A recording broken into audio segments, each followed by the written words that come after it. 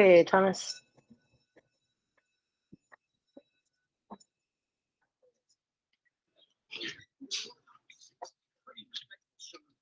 Okay, what's happening? Here we go. Good morning, good morning, good morning. Welcome, happy Tuesday. There's a couple chairs that I missed. Maybe, Soraya, can you get Sarah's chair, please? We'll get started here in a sec. Hey, Ava. If you have an old project that you're working on, that's fine. I just ask that you throw a bag over it so you can focus on the new project when I start. And we'll be working on it today. I promise you'll be able to work on whatever it is that you need to work on today. All right. You will need a notebook, so while you're waiting for me to take attendance, please grab your ceramic notebook or whatever notebook you have handy. Okay, we've Meredith, Reese, there's Raina, Leah, Jada, Isabel.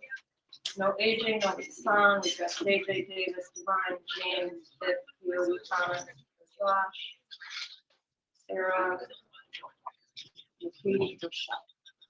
All right. Good morning, good morning. Here's the information for today. Can you guys who are working on other projects, Coyote, Soraya, can you guys just like throw a bag over that? You will have time to work on it, just not. Thank you, thank you. Okay, so today I'm going to introduce your second to last project, and really this is the last formal introduction for the whole rest of the year because your final project is a free choice project. You guys invent what that's going to be, so I don't need to really present too much to you. So today, as your last structured assignment, today is probably your last notes. And so, take some good notes for just real time's sake. Before we jump into that, though, I've been talking to people and kind of asking, like, what do you know about the end of the school year? What is seniors' last day? And I felt really out of the loop, so I did some research. And actually, I just looked at Ms. Sorensen-Wagner's email for the week. And this is the stuff, okay? This is what you need to do. First of all, this week we're working on our creature cup in here. That's the one I'm going to introduce today. Next week is your free choice project, and you're working on that at your own leisure on next week. Raku firing next Friday, because the weather's supposed to be better. And then finals week. This is the one that I was really confused about, and I'm guessing that if I was confused, maybe you were confused as well. So Monday of finals week is Memorial Day. Nobody has school. No flex day, no nothing, just day off. Tuesday is seniors' last day in person, like normal school in person or online. And so seniors, that'll be the day that you'll be glazing. You'll be doing your final that day, which is a cleaning final, as it always is in the ceramics room. And then that'll be your last day of being in class with us. Wednesday, seniors are here for cap and gown distribution. And I don't know whatever else is happening that day for seniors. Seniors, if you want to come in and glaze that day, you certainly can do that. But you won't like structurally be part of the class that day. And then everybody else, 9th through 11th grade, that's your last in-person day, that Wednesday, June 2nd. And so that's your day if you're 9th through 11th grade. That's your day to do your cleaning final, to do your glazing. It's not a lot of time that last week, but it is what it is. We'll take what we're doing. Then, this is the weird thing. This is the thing I was confused about. On Thursday and Friday, those are flex days, which means you don't have in-person school those days. And seniors, I don't think you have school at all those days. It's just 9th through 11th grade. And so you'll be home on that Thursday and Friday, and it's up to your teacher whether you have to do anything those days. So your teachers might ask you to sign on to a Google Meet those days, or your teachers might ask you to make up late work on those days. What I'm asking you to do for first hour ceramics B is nothing. There will be no Google Meets those days. There will be nothing. The only thing I'm going to do, and this is for all my classes, my room is just going to be open for those 2 days for anybody who wants to come in and glaze or pick up their stuff. Okay, and you can do that at any point during the day. So I was really excited that I didn't have to do anything those days, because what am I going to do? Like, what am I going to make you do those last 2 days when you're at home? That would be pointless. So I was really excited to offer that as a glazing day, but not an actual school day for me, okay? Just be aware that your second hour teacher and your third hour teacher might have something for you to do those days, Okay, it's just for me that you don't have anything. Any questions on this schedule for the next 3 weeks? Okay, if a question comes up, or people at home, if you have a question about this, just ask it at any point, and I'll do my best that I can to answer it. Okay, so you have your notebook in front of you. People at home, you should also have a notebook in front of you. On that next clean page, please write up at the top, Creature Cup, because that is your next project. I am really excited about this project because I've never done it this way before. I've taught a mug like 1,000 times. That's not the new bit. The new bit is I'm asking you to create a little creature that's going to go inside the mug. So when you've drank all your coffee, or you've drank all your milk, or you've drank all your orange juice, this little creature starts to kind of burst out of the liquid that's at the bottom of your cup. And what that creature is totally up to you. You could do a creature that kind of would make sense, coming out of the water, like a water creature. Maybe you would just want to do a couple of tentacles coming out of the bottom and not do the whole body of a creature. That would be fine. Maybe you want to do something that has nothing to do with water and is just a really cool object that you think would be either kind of scary for someone if once they drank down to the bottom of the cup, like you see the spider down there, or something entertaining for the person who you're giving it to, or if you're going to use it. And I'm going to try this technique. Again, like I said, this is the first time I've ever had the creature be a part of the requirement. We'll try to do the glazing kind of like this, where the creature can actually be glazed, like different colors. And we'll try and do it in a way so that it won't be difficult to glaze it. Because if you imagine this creature is at the bottom of your cup, like how do you neatly get in there and glaze that thing?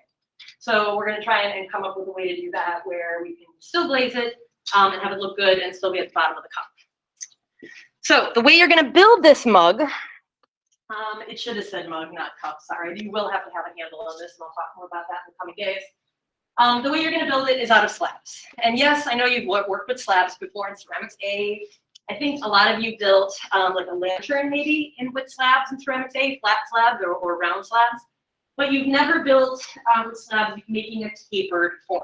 So that's what's going to be new about this, and that's what makes it a little bit more sophisticated, because the form is tapered, and I'll talk about that next. Hassan, if you have a notebook handy, we're going to take some notes here. All right, so 4 new terms. Please get these in your notes. These are terms you're going to hear me mention, and I want you to know what I'm talking about.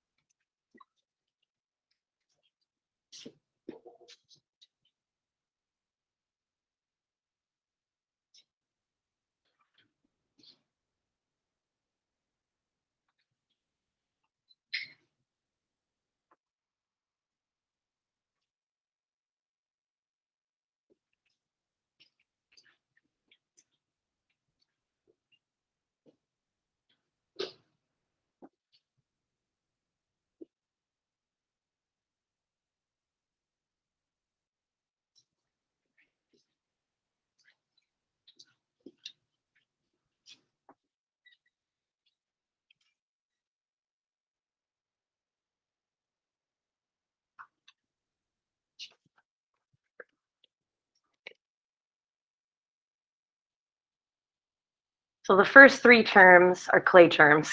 The 4th term is a term you probably already know. It is not a clay term, but we can refer to it as a clay term for the purposes of this assignment.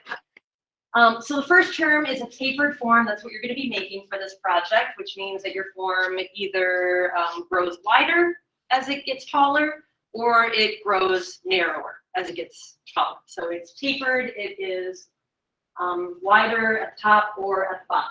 You can choose which way you want it to go. Term number 2 is beveled edge. This is something actually that you might remember from Ceramics A. Some of you learned how to make a beveled edge when you were working with slabs. Some of you who had Ceramics A virtually this year, we probably did, I know we didn't work with slabs for those folks that were virtual this year earlier. So beveled edges might be new for you. But we're using beveled edges in a slightly more sophisticated way this time around. And I'm going to demonstrate that in today's video, or in today's demo. A pulled handle is something you're going to learn to do for this project. A pulled handle is a professional way of making a traditional mug handle that is quick and efficient. Now for you, it probably will not be so quick and efficient because it takes a lot of practice, but for a professional potter who makes 50 mugs in one day, pulling handles is a way to make a lot of handles fairly quickly. So I'm going to teach you that process. You are going to have to make a pulled handle for your mug project. So here's an example of a pulled handle right here. Traditionally, they kind of look like half a heart. So they arch up at the top, and then they come down to a narrower point attached to the mug. And then final term is a term that I think is just a cute term, Easter egg. It's an unexpected feature, usually in computer software, a video game, a movie, some tech media, included as a joke or a bonus, or kind of like something that people who know inside information would appreciate and find humorous. So really the creature that you're putting at the bottom of your cup is your Easter egg. You're hiding this little thing inside the cup so that when someone is done drinking it, they get this little surprise, this bonus at the bottom of the cup. So it's really kind of the idea behind what we're doing here. It's creating this nice little humorous moment at the bottom of the cup. So different forms that you're going to be able to do for this project. You're going to be, if you wish, you could do a wide-lipped mug. So this is tapered, so it's narrower at the bottom, wider at the top. If you wish, you could do a wide-bottomed mug, wider at the bottom, narrower at the top, really sturdy this way. Or if you're super fancy, you can make an hourglass shaped mug and having it wide at the bottom, narrow at the middle, wide at the top again. So I'm going to show you how to do each of those different techniques, and you're going to be using a paper cup to be able to make them. So people at home, you have a paper cup in your swag bag, and you're going to be cutting that up today to use that. People who are here in person, there are paper cups and also plastic cups up here, and you're going to be able to use these. Although people who are here in person, you also have the option of making this project on the wheel. So that is an option. You're going to learn how to do it with slabs, just as a backup in case the wheel doesn't work out. But you also have that opportunity to make your mug on the wheel. And I'll have a demo, just a refresher demo for people who want to try the wheel after the hand-built demo. So, so what we're going to be doing with that paper template or that paper cup is we're going to actually be cutting it up. And I'm going to walk you through these steps today in the demo, so I'll come back to this. And then for your 20 points for today, yeah, you're actually going to be constructing the body of your mug today. It's going to go relatively quickly. And you're going to snap a photo of your constructed mug form. Then you're going to bag it up for the next day. So that's your photo for today. So I'm going to go back here to the steps. I'm going to freeze those up on the screen, and I'm going to ask you guys to gather around table 6. And Ava, would you flip on the lights before you come over?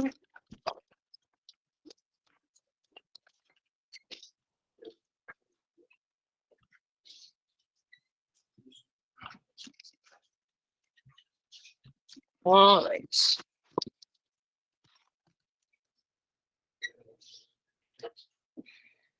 So I took a paper cup here, and I purposely took the only small one because I want you guys to be able to have bigger cups. People at home, your cups probably look like this. So it's a bigger cup, which will give you a bigger mug. And the reason big is important is because when these things dry and get fired, they shrink a lot. So if you actually make your mug with this smaller paper cup, it's going to like fire down and be like an espresso cup. It's going to be pretty small. So definitely you want to use the bigger cups that are over there. But for the purposes of this demo, I'm just using the one small cup that I had. So the first thing you have to do is you have to cut this up to make your template. So the template is going to be what gives you the shape that is going to make your mug. So I'm going to, there is a little paper seam here, like an edge. So I'm just going to cut along that seam. And then I wonder if I could just rip it. No, it's not going to rip nicely. So I'm going to cut the bottom off. You don't need the bottom.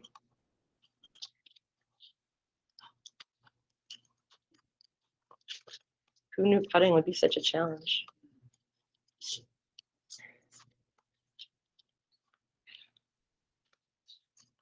Wow. This is terrible.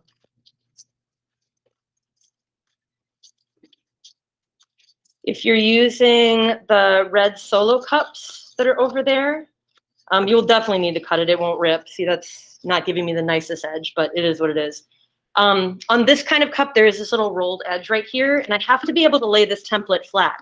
So if that rolled edge, doesn't get in your way too much, you can keep it on there. Otherwise, you could cut it off too. On these cups, yeah, you can probably lay that flat. You probably don't have to cut it off. The reason it's better not to cut it off is then you lose height. So you'll have to cut off the bottom, but if you can help it, try not to cut off that little rolled edge there. Okay, so I have my template. Don't need to keep the bottom. Now I'm ready to make my slab. So I'm going to take, this is about a softball of clay wedge, and I'm going to use the throwing method, or people at home, you can also use your rolling pin. I like the throwing method better. Feel like it's quicker. Feel like it stretches that out more evenly. But you got to do what's best for you. People who are here, you have the slab roller that you can use. Sorry, people at home. Actually, I've been really impressed when you guys at home have had to do slab work. It's been pretty consistent. You've done a nice job with that. Okay, so now I have a fairly consistent slab of clay. I'm going to take my template. I'm going to place it on there. I'm going to take a needle tool. And how do I need to hold my needle tool as I'm cutting? Straight up and down, right. Do not cut at weird angles. Don't let your wrist get lazy as you're cutting, because you want your edges to be really clean. Okay, so holding it straight up and down on this bottom part where I ripped the paper, I'm going to have to kind of invent my own smooth line. Okay, so there's my template. There's one, and just because it's so different, I'm also going to do a second one and make the hourglass shaped mug.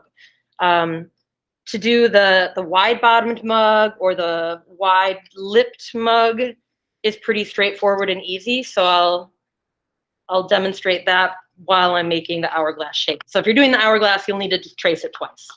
So now I'm going to keep some of my clay handy because I do need to make a base today. So I'm not going to get rid of all of my clay here. People at home, wedge that up so you have, and bag it so the clay stays nice and workable. Okay, so now here's where the bevel comes into it. And the bevel is probably going to be the trickiest part of doing any of this today. So I have my slab. I've got to decide, okay, am I going to make it a wide bottomed mug? Am I going to make it a wide topped mug? Or am I going to make it this hourglass? Well, it doesn't really matter what shape you're going to make. You need a bevel on these edges right here. I want you guys to make sure you're getting this. So to cut a bevel, what you're going to do, I want to make sure people at home can see this. What you're going to do is you're going to take either your toothpick or your needle tool, and you're going to shave off a 45-degree slice from each side of the slab. So I'm going to hold my needle tool at a 45-degree angle. And I'm going to keep one thumb at the end so I don't end up distorting the end of my slab. And I'm going to shave off a 45-degree cut. So see how that's 45 degrees right there? Then I'm going to take my slab and I'm going to flip it, and I'm going to do the same thing on the other side. Shave off that 45-degree angle. And now here's the magic. When I pick this up and curl it, those two bevels are going to meet to make a seam that doesn't have a big bump where it comes together. So that bevel, I will slip and score this. I'm just holding it up so you can see it. Those two bevels come together to make a seam that does not have a bump. Okay, so that's really important. It's also a stronger seam than if you just put them end to end like that. Here they're laying together more like this on top of each other, so they're making a stronger connection. So I am going to grab my stoneware slip. Make sure we're going back to stoneware now, not raku anymore. And I'm going to score up the length of that seam, score the interior of the other seam, the other bevel. Both bevels need to be scored and slipped. See, look how tiny this is. Yours will be much bigger because you're using a bigger cup. This is going to be like the tiniest cup in the world. Okay, so I just scored and slipped. Now, if you're home, you have a plastic card. You'll use your plastic card. If you're here, you use a steel scraper, and you're going to compress that seam. You're going to put a little gentle pressure on it to blend it away. And then on the inside, you're going to try and do the same as best you can. Get that steel scraper in there, get that plastic card in there to really compress that seam and meld it. So you don't need to add an extra coil of clay in that seam. Just compress it with this tool, and that should be good. Okay, so this is the bottom of my hourglass shape. I'm going to do the top part real quick. So if you wanted to, this could be your cup, and you could position it this way and put on a bottom, which I'll do in a moment. And that could be a wide-mouthed cup. Or you could flip it over, put a bottom on it, and have it be a narrow-mouthed cup. The downside of having it be a narrow-necked cup or narrow mouth is it's going to be hard to get the creature inside there or hard to see inside there. So wider at the top might be advisable, but it's really kind of up to you. Since you're going to be working with a bigger plastic or paper cup, it'll probably be easier. All right, so here's my second one. Again, you don't have to do a second one. It's only if you want to make a taller mug, like an hourglass shaped mug. So I'd cut my bevels, I'm scoring and slipping.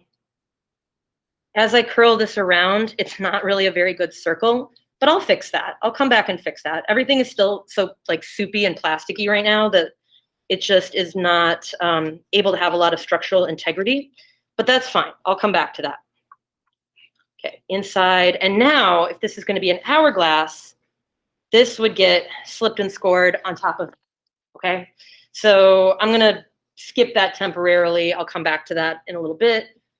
What I'm gonna do is add a bottom now. Okay, so to add a bottom, you're also gonna be cutting a bevel. First though, you need to make the bottom shape. So that's why I saved a little bit of my extra slab. I'm gonna place my cup, whatever the bottom is going to be. Actually, I better do it this way. I'm going to place that on top of my base. I'm going to trace it first, so I'm not cutting, just tracing so I get the right shape. Okay, so I have my little circle. And then I'm going to cut that out, and I'm just going to cut it straight up and down to start with. Okay, so there's my base. And then I'm going to cut a bevel on there. So I'm going to cut at a 45-degree angle, and I'm just going to turn this little disc. And I'm keeping the needle tool at a 45-degree angle so that this whole bottom disc is going to have that 45-degree bevel sloping inward. See how that slopes in, kind of like the bottom of a mountain?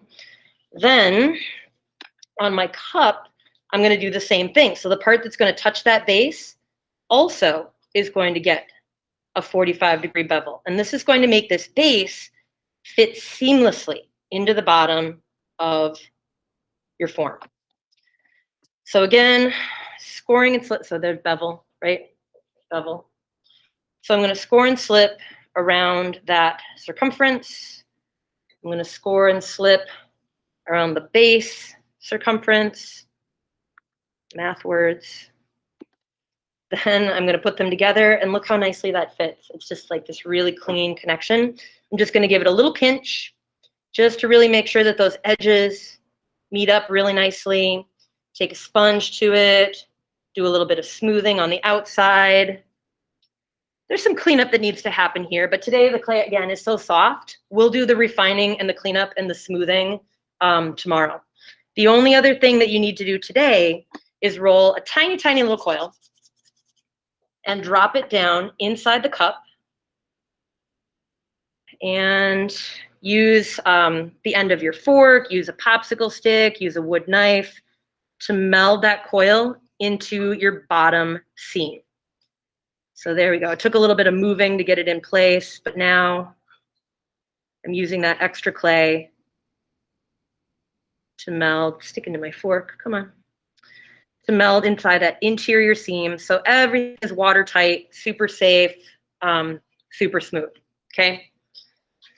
So now I put this together in a way that's gonna make it not so much an hourglass. So maybe I'll just make this into a second cup. This technically would be as far as you would need to go for today. You would snap your picture, you would submit to Schoology. If you would plan to do this on the wheel, you do not have to do these steps. You can start practicing on the wheel. There's still a ton of time. I'm gonna call everybody over who might be interested in doing their mug on the wheel, and I'll just really quickly walk you through the steps of how to throw a mug on the wheel. And so how many people, just out of curiosity, would want to try the wheel for this project? Okay, cool. So you guys can get your clay and maybe choose your wheel and get set up, and then I'll call you over for a quick demo when I'm done talking to these guys. Everybody else, you can start grabbing your clay, you can grab your cup, you can cut it up, and you can start making slabs. People at home, stay on the line. If you have a raccoon project to finish up, you can do that now too. James, the paper ones actually work better. So while there's still paper ones, take a paper one.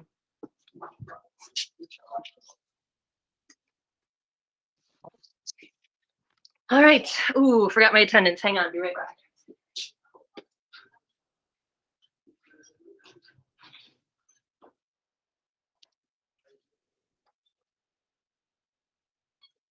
If you're doing the slab technique that I just demoed, use the paper cups first. They're a little easier to cut.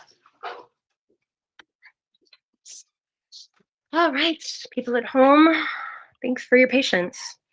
Hi. Okay, so stop recording.